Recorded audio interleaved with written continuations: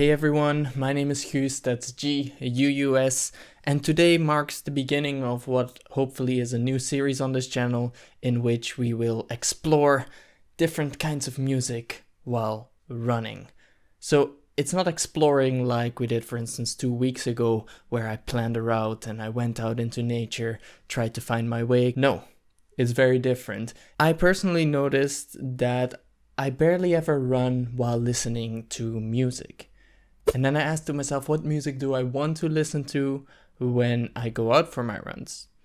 And that brought me to the idea of this series where hopefully we can go through a number of different musical genres, hopefully finding the perfect match for maybe even different types of running training. So in this new dimension of running exploration, I have defined the R squared method. Wait, no. R cubed methods. There we go. R squared is something completely different to evaluate the fit of a linear regression. But that's just nerd stuff. So what does R cubed stand for, you might be wondering? Well, the first R is research. So what we're going to do is we're going to look into the musical genre that we're going to listen to, kind of get an idea of like, okay, this is the tempo of the genre, this is the type of training that might work for it. Then R number 2 is run. So of course we're going to go for a run, and well, that's the second R. And then once we're back from that run, we are going to review. So I will give you my thoughts on whether I think this type of music is a good fit for running, whether they actually match, or maybe even introduce a couple of different training types for which this music might be more ideal, for instance. Also, if I run into songs that I like particularly or something like that, I'll also share them in the review part. So this week, what will we focus on? I am still kind of recovering from my injury. It's going better every single run and every single day. And I'm so excited to finally start running properly again. So I figured that starting a new series and starting running even more again overlapped really well with what many people would consider to be the fundamentals of a lot of music that we have today.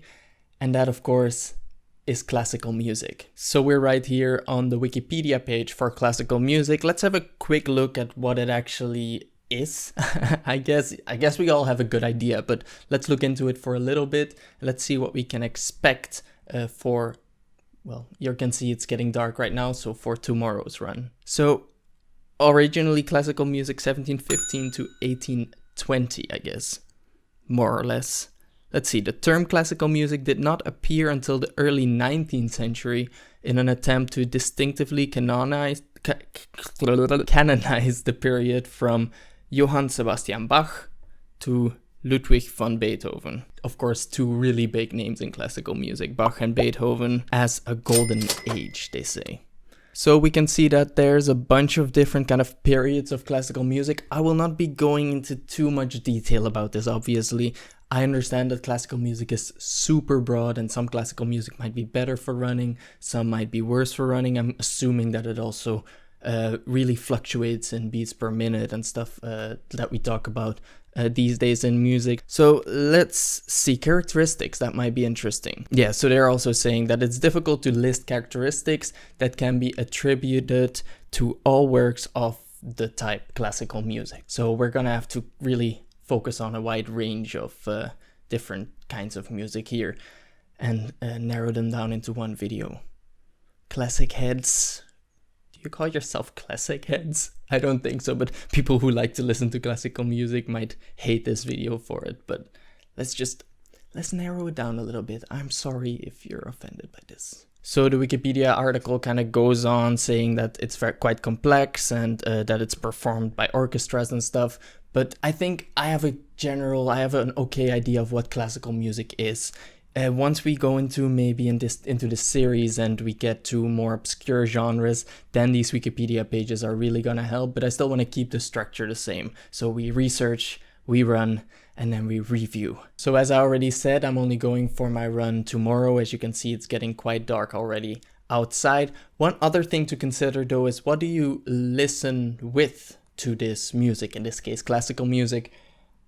I have a couple of options here. These are my headphones that I tend to use the most, but not for running. So I'm not going to be wearing these. I've tried them in the past with running, and I didn't really enjoy it. I just felt like I was going to lose them the entire time, which I don't want to worry about in this case. Then we also have a really simple pair actually of these wired Bluetooth headphones. You just kind of push it in and turn it in, and then it's like that, and the wire is behind your head. I would normally go for these, but I really want to go into the city tomorrow because I feel like classical music and architecture, they kind of go hand in hand. So that's the vibe I want to get for this video. And that brings me to the third option, which is this really interesting pair of headphones. It's these glasses. These have a blue light filter in them, so I sometimes use them to look at screens and stuff when I'm wearing my contacts, if I'm not wearing my glasses, of course. But they do have these bone conduction speakers in them. It's a little bit of a gimmick, to be honest, but you see them more often. I think there's this brand called Aeroshocks or something. I'll put some images up and stuff, but they have bone conduction speakers in them. So as you can see, it just presses up to my skull, and the gimmick here, or their selling point, is that the audio is actually vibrated through your skull into your ear instead of having something in your ear.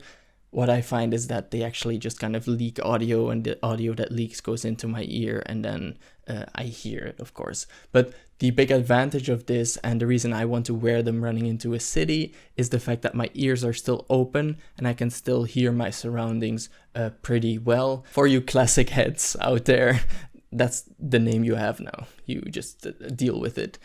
I might not get the best experience of classical music, but I'm gonna be able to hear it, and I'm gonna be able to tell you what I think about it. Let's just leave it there. Okay, we're closing it off.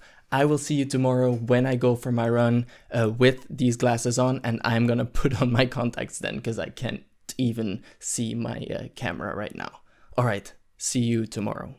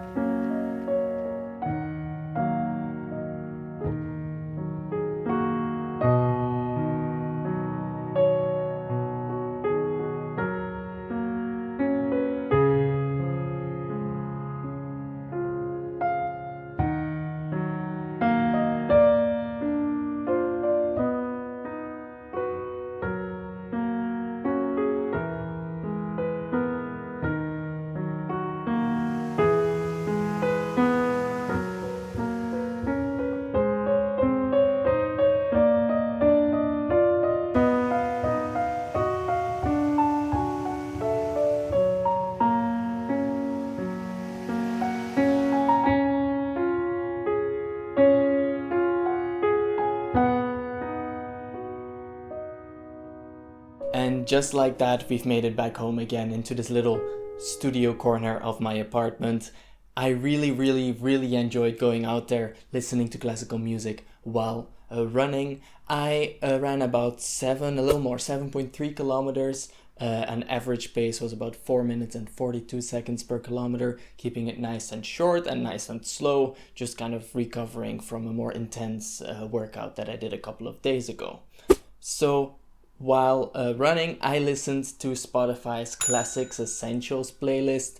This is not a running specific classical music playlist. So I just wanted to get songs from the entire spectrum, and I would say that I definitely did. So the way I want to structure this review part of the video is I will give you one negative, one positive, and then I will just after that kind of share my general thoughts about the run that I just experienced. So let's get the bad things out of the way. Let's start off with the negative. And that for classical music, especially for the playlist that I used in this case, was the volume. In all music, they always play with the volume. You know, you have softer parts and you have louder parts. But in classical music, this is kind of taken to the extreme, where sometimes you have only one piano or one instrument playing very softly, and then a minute later maybe there's gonna be a bunch of instruments playing and it's very loud. When I reach the waterfalls, for instance, there's much more noise going on, and here I actually had to stop because at this point I was listening to really soft like piano track and I barely could actually hear it. So that might not be ideal for running, especially if you want to be able to hear your surroundings. Then you might have to play around with the volume a little bit, which might distract you from the activity that you're actually doing. I think that if you have well isolated headphones and you don't necessarily want to hear your surroundings, it's not as big of a problem. But for me, using the glasses, which is a really fun experience actually, but I did struggle with that problem a little bit more. Then for my positive, I actually think that if you're really into classical music, you can have different kinds of classical music for different kinds of running training. So you can go for your long run and have kind of relaxing classical music. Then you can go for your tempo runs and have more upbeat classical music. But it all falls in that genre, that broad genre of classical music, of course. And that's something that you don't see with a lot of other genres these days. Maybe it's because they are more narrow. Listening to the playlist that I was listening to wouldn't be ideal, I think, because there were some faster songs, some slower songs, some louder songs, and some less loud songs. How do you say less loud? More silent.